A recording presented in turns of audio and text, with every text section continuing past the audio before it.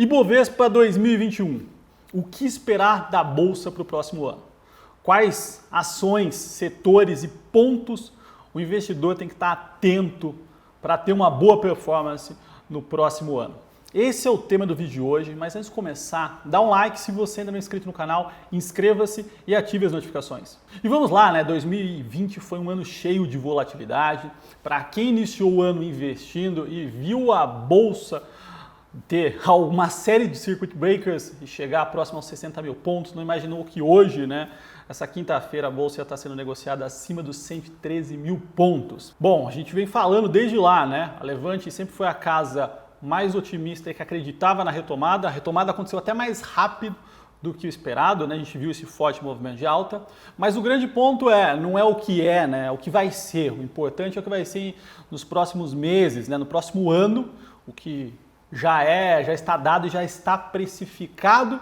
E nesse cenário, né, vou começar a fazer uma série de vídeos aqui pautado nos principais pontos que o investidor tem que olhar para o próximo ano. Vou trazer alguns gestores aqui para algumas discussões para agregar aí na performance de vocês, tá?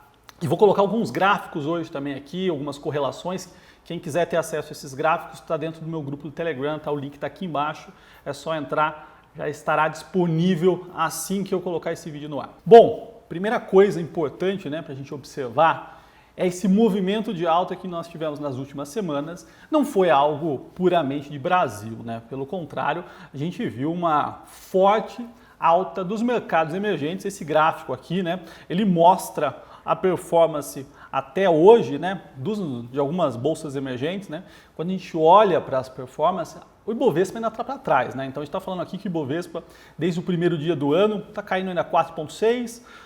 Quando a gente pega o MOEX, tá, que é a bolsa da Rússia, está subindo 2,8. Bolsa do México está subindo 0,44. Índia subindo 8,2.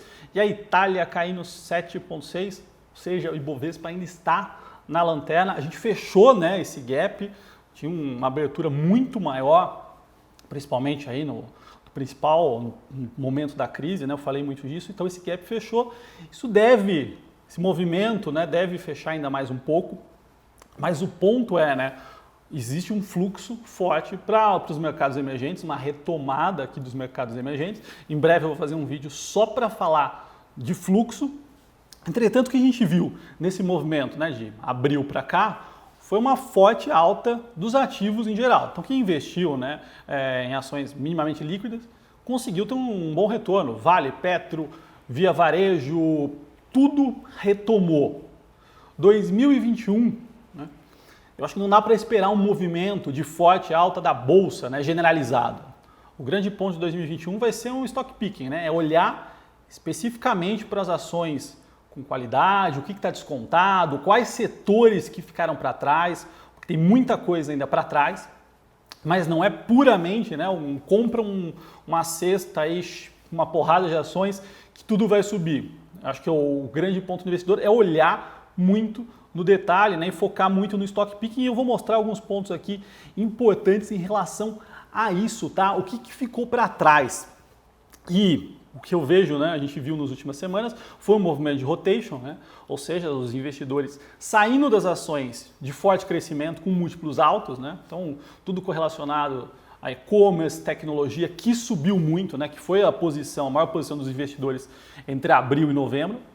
Eles reduzindo essa posição e entrando em posições de velho, né? Ou seja, com múltiplos baixos, que ficaram para trás, estão extremamente descontadas, né?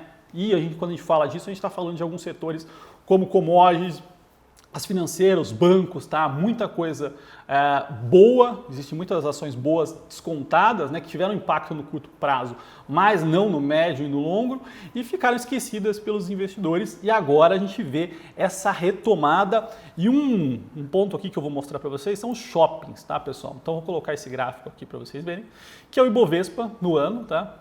Contra Multiplan, Iguatemi e BR Malls, tá? E o que a gente vê é um gap muito grande, né? Então, quando o Ibovespa está caindo quase 5%, Multiplan caindo 24%, Iguatemi 27%, BR Malls 40%, ou seja, né, teve uma descorrelação gigantesca em função da paralisação, né, dos shoppings. Muita gente precificou isso aqui como o pior cenário possível.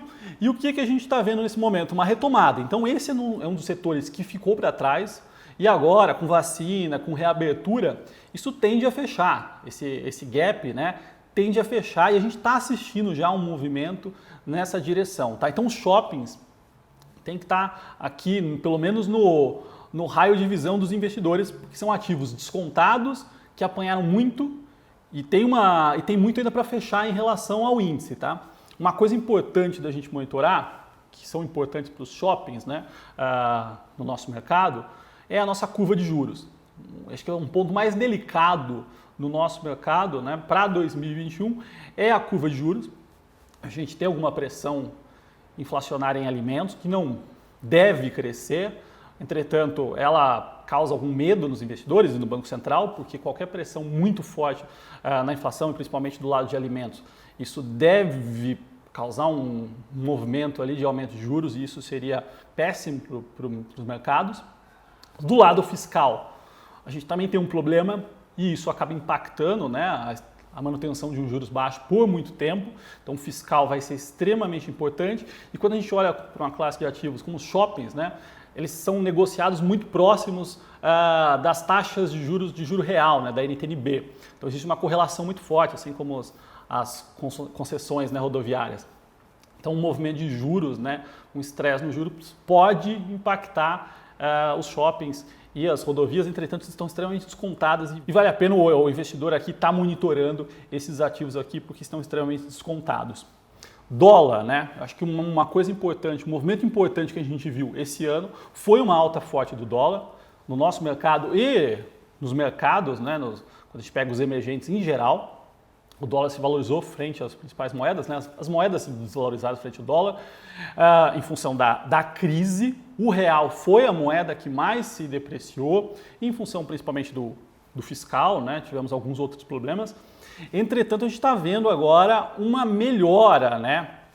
Quando a gente pega aqui, né? Vou mostrar aqui, a gente está falando aqui real, tá? Então a maior depreciação, ou praticamente a maior, né? Agora está em 30%, a lira turca está um pouquinho mais, está 31%.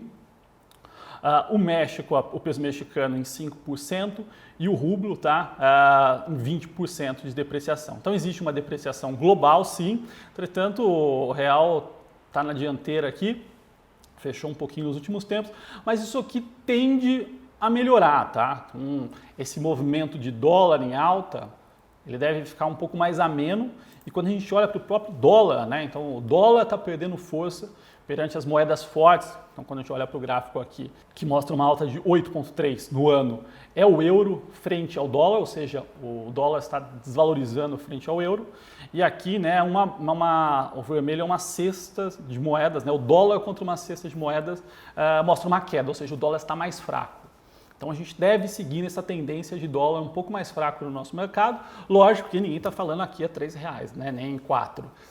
Se tudo for muito positivo, alguma coisa próxima de R$5 aí, não muito diferente disso, mas isso deve ter um impacto, né? Então a gente não deve ter o dólar pressionando e ajudando alguns setores. Então acho que esse é um dos pontos importantes também para os investidores monitorarem. E aí mais um setor que eu gosto, né, e que eu falo bastante aqui no canal, trouxe algumas recomendações, são os bancos, né, os nossos bancos, os bancos tradicionais que ainda estão muito para trás. Então quando a gente olha aqui, né, o Ibovespa contra os bancos, né, então é uma queda de quase 5%, contra Itaú caindo 19%, Banco do Brasil caindo 33%, Bradesco 21%, Santander 15%. Tá? Então existe aqui uma defasagem. E como eu falei, né, os bancos, né, eles tiveram aquele impacto no segundo e terceiro trimestre, principalmente ali pelo aumento de PDD, né, as provisões, mas provisões extraordinárias, teve um impacto no resultado, entretanto isso não é recorrente.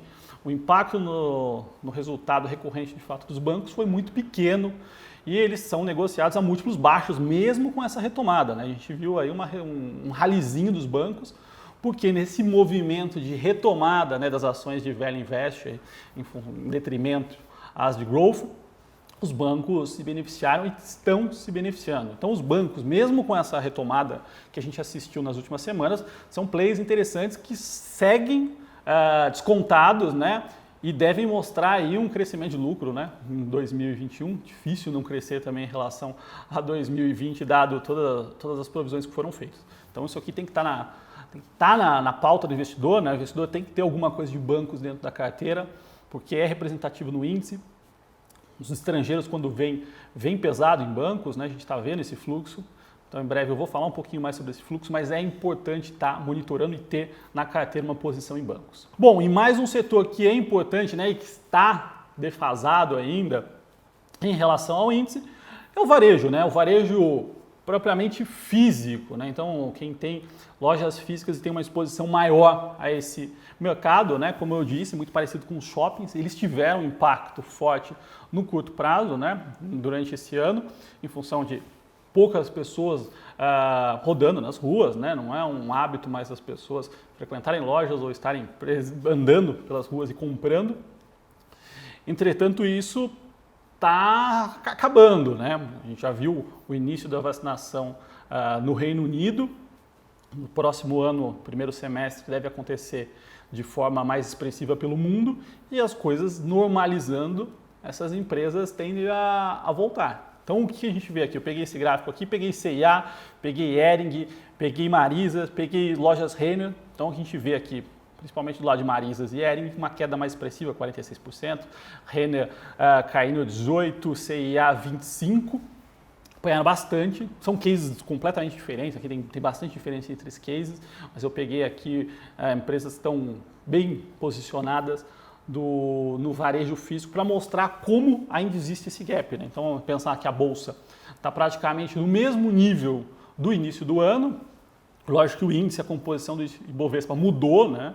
Mas quando a gente olha para alguns setores, né, como shoppings, bancos, o varejo, e a gente pode achar mais alguns aqui com certeza, a gente vê que uma grande parte dessas ações estão bem abaixo, né, do que estavam no início do ano. E quando a gente olha para a valuation, a gente vê coisas atrativas, tá? Então, acho que são alguns pontos aqui importantes que o investidor tem que ter na cabeça para o próximo ano, pensando que é um ano de stock picking, né? Tem que olhar assim no detalhe, não é um ano que tudo vai subir de forma generalizada, tá? Lembrando que esses gráficos aqui eu vou deixar disponível dentro do meu canal do Telegram, então quem não faz parte ainda, o link está aqui embaixo. Se você gostou desse vídeo, dá um like, se inscreva no canal e até o próximo.